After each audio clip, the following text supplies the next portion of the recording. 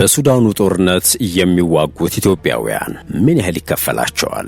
ታጣቂዎቹንስ ያሰማራው ማን ነው? ዝርዝር መረጃዎቹን እንመለከታለን። ከዚህ ውጪ ያሳለፍነው ሳምንት መጨረሻ በአየር ኃይል 90ኛ ዓመት ክብረ በዓል ላይ ተገኝተው የነበሩት ጄኔራል ሳሞራ የኑስ ከጠቅላይ ሚኒስትር አብይ አህመድ ጋር መታየታቸው ሌላ መነጋገሪያ አጀንዳ ፈጥሯል። አንዳንዶች ጄኔራሉ ጠቅላይ ሚኒስትሩን እያማከሩ ነው፣ ይህ ሚናቸው ደግሞ ኤርትራን ይመለከታል ሲሉ ሞግተዋል። ይህ ምን ያክል እውነት ነው? ጄኔራሉ ለዚህ መረጃ የሚሰጡት ምላሽ ምን ይመስላል የሚለውን እንመለከተዋለን። ጤና ይስጥልን።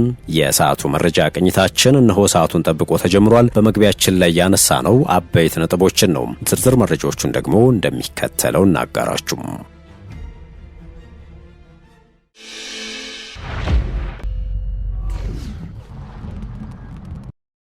ያሳለፍነው ሳምንት መጨረሻ በአየር ኃይል 90ኛ ዓመት ክብረ በዓል ላይ ተገኝተው የነበሩት ጄኔራል ሳሞራ የኑስ ከጠቅላይ ሚኒስትር አብይ አህመድ ጋር መታየታቸው ሌላ መነጋገሪያ አጀንዳን ፈጥሯል። አንዳንዶች ጄኔራሉ ጠቅላይ ሚኒስትሩን እያማከሩ ነው፣ ይህ ሚናቸው ደግሞ ኤርትራን ይመለከታል ሲሉ ሞግተዋል። ይህ ምን ያክል እውነት ነው?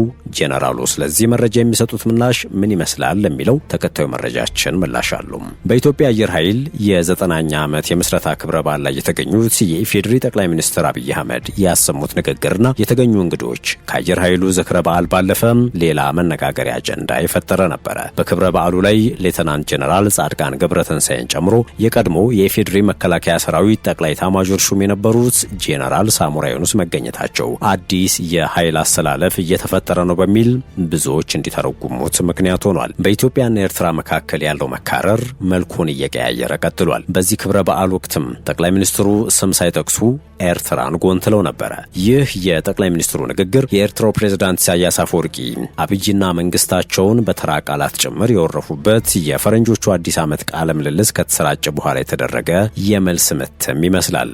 ኢሳያስ ጦርነትን በኮሌጅ ሳይሆን በተግባር እናውቀዋለን ብለው ከወደ 4 ኪሎ በኩል ሊቃጥ የሚችል ጦርነት ካለ ከማንም ድጋፍ አንጠይቅም፣ ለየትኛውም ጥቃት ዝግጁ ነን ሲሉ ነበር የመለሱት። የውሃ ጦርነት የሚባለው ለማድመቂያ የሚቀርብ ምክንያት ነው። ይህ ጦርነት ያልታወጀበት አካል የለም። በየቀኑ ቀይ ባህርን በሚመለከት የሚሰማው ነገር ለሰሚውም የሚያስገርም ነው።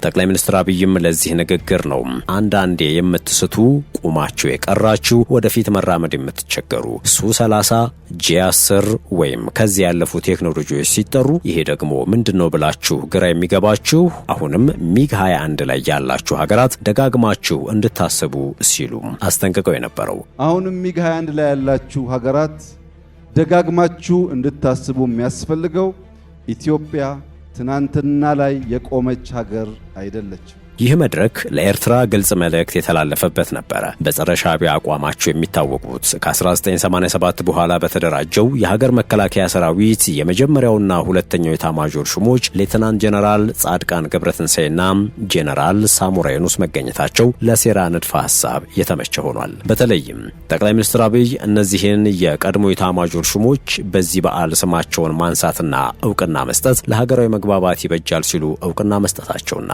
ሁለቱ ኤታማዦር ሹሞችና በኋላም የተኳቸው ጄኔራል አደምና ማርሻል ብርሃኑ አየር ኃይል እዚህ እንዲደርስ የራሳቸውን አስተዋጽኦ አበርክተው ያለፉ በመሆናቸው በጋራ ተሰባስበን እንዲህ ባለ ሁኔታ 9 ዓመታትን የተሻገረውን አየር ኃይል በጋራ ማክበራችን መታደል ነው ሲሉ መናገራቸው ከወደ ኤርትራ በኩል ያለውን ስጋት ለማባባስ ምክንያት እንደሆነ ነው የተነገረው። ጄኔራል ሳሞራ በይፋ ቢያስተባብሉም የመረጃ ምንጮች ግን ጠቅላይ ሚኒስትር አብይን በወታደራዊ ጉዳዮች በተለይም ኤርትራን በተመለከተ እያማከሩ ነው በሚል መረጃዎች ይናፈሳሉ። ጄኔራል ሳሞራ የኑስ የጠቅላይ ሚኒስትር አብይ አህመድ አማካሪ ሆነው እየሰሩ ነው የሚል መረጃ በተደጋጋሚ ሲነገር ይሰማል። የቀድሞ ኤታማዦር ሹምም ከስልጣን በጡረታ ከወጡ በኋላ በየትኛውም የስልጣን ቦታ ላይ አይደለሁም ሲሉ በተደጋጋሚ ምላሽ ሰጥተው ነበረ። ለመሆኑ ጠቅላይ ሚኒስትሩን እያማከሩ ነው በሚል ተደጋግሞ ለተነሳው ጥያቄ ጄኔራሉ ምን ይላሉ? ተከታዩ ምላሽ ሰጥተዋል። ጄኔራል ሳሞራ እኔ የጠቅላይ ሚኒስትሩ አማካሪ ነው ለሚለው ምላሽ ባልሰጥ ደስ ይለኛል ይገኛል ቢሉም ይህ መረጃ ሐሰት ነው ብለዋል። መረጃውንም ሆነ ብለው የሚያሰራጩ ሰዎች ወደ ውስጥ ማየት እንዳይጀመርና አቋም መያዝ እንዳይቻል ለማድረግ ነው ሲሉ ወቅሰዋል። በተደጋጋሚ በአፋር የሚንቀሳቀሱትና ራሳቸውን ነጻ መሬት ብለው የሚጠሩ አካላትን ወታደራዊ አመራርና ስልጠና ትሰጣል በሚል ስማቸው ሲነሳ እንደነበርም አስታውሰዋል። ይህ የትግራይ ልጆች እርስ በእርስ እንዲዋጉ የሚመኙ አካላት ተግባር ነው ሲሉም ገልጸዋል። ከሰላም ውጪ አቋም እንደሌላቸው በማሳወቅ ለሰላም ከሚሰራ ማንኛውም አካል ጋር ለመስራት ዝግጁ ነኝ ብለዋል። ጦርነት ሊበቃን ይገባል። በትግራይና አፋር የሚገኙት ወታደሮች ወንድማማቾች ናቸው። የፌዴራል መንግስቱ ሹማምንትንም ሲፎክሩ ሰማለሁ።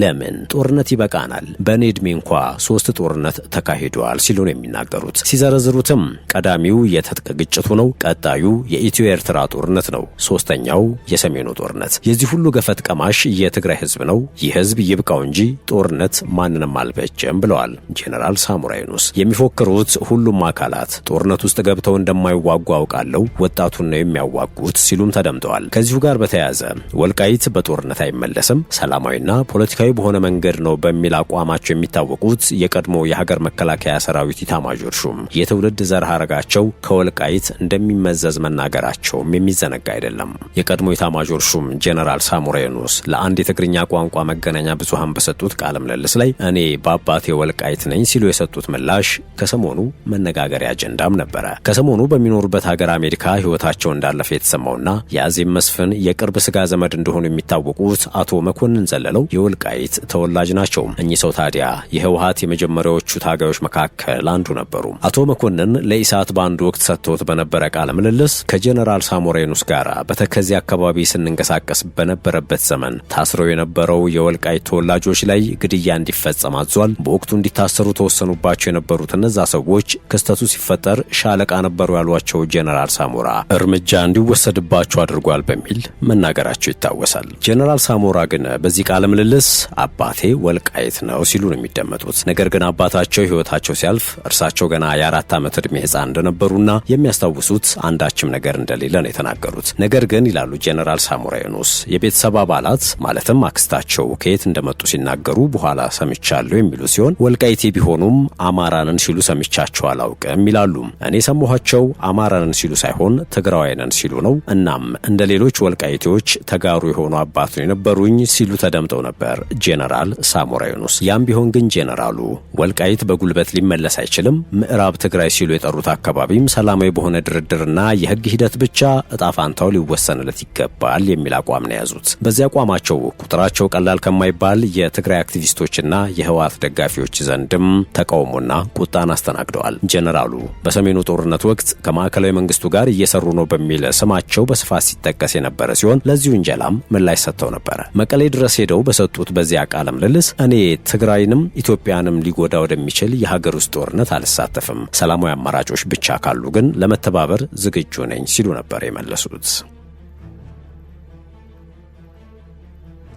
የዕለቱ የመረጃ ቅኝታችን እንደቀጠለ ነው። የተከበራችሁ የሸገር ታይምስ ቤተሰቦች፣ ወደ ሌላኛው ጉዳያችን ደግሞ አመራን። በሱዳኑ ጦርነት የሚዋጉት ኢትዮጵያውያን ምን ያክል ይከፈላቸዋል? ታጣቂዎቹንስ ያሰማራው ማን ነው? በሱዳን እየተካሄደ ባለው የእርስ በእርስ ጦርነት ኢትዮጵያን ጨምሮ ከተለያዩ ሀገራት የመጡ ቅጥረኛ ተዋጊዎች እንደሚሳተፉ የሱዳን ባለስልጣናት ይፋ አድርገዋል። በጦርነቱ ተሳታፊ ሆነው ፈጥኖ ደራሽ ኃይል የውጭ ሀገራት ቅጥረኛ ተዋጊዎችን እንደሚያሰልፍና የተያዙም እንዳሉ ባለስልጣናት አሳውቀዋል። የሱዳን ጠቅላይ አቃቢ ሕግም የሱዳን ጦር ኃይልን በመቀናቀን ከሚዋጋው የፈጥኖ ደራሽ ኃይል ጋር ተሰልፈው ሲዋጉ ነበረ ባላቸው ከ120 በላይ የውጭ ሀገር ቅጥረኛ ወታደሮች ላይ ክስ መስርቷል። በሱዳን ጦር ኃይል የሚመራው የሱዳን መንግስት ጠቅላይ አቃቢ ሕግ አንቲሳር አህመድ አብደል ሙታአል የወንጀል ክስ የቀረበባቸው የውጭ ሀገራት ተዋጊዎች የተለያየ ዜግነት ያላቸው መሆናቸውን ገልጸዋል። አቃቢ ሕጉ እንዳሉት ቅጥረኛ ተዋጊዎቹ 3 ዓመት ሊሞላው በተቃረበው የሱዳን የእርስ በርስ ጦርነት ውስጥ በጀነራል ሐምዳን ዳጋሎ ከሚመራው ፈጥኖ ደራሽ ኃይል ወይም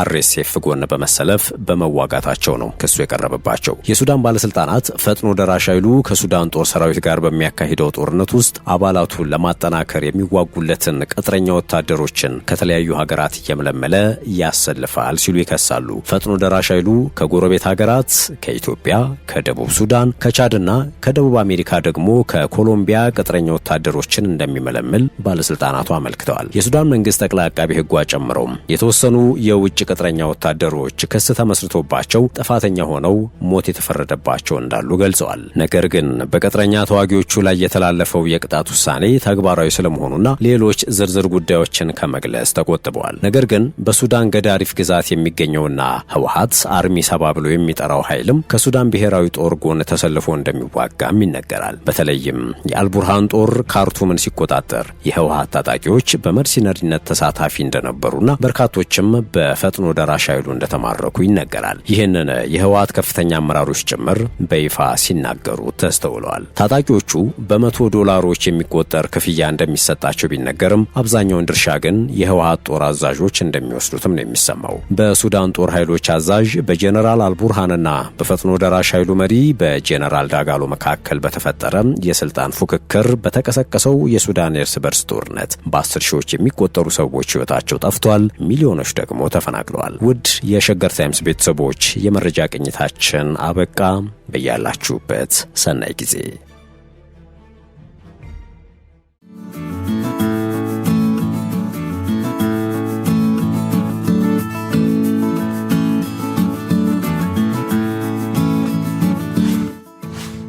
ሸገር ታይምስ ሚዲያን ሰብስክራይብ በማድረግና ደወሉን በመጫን ይከተሉን።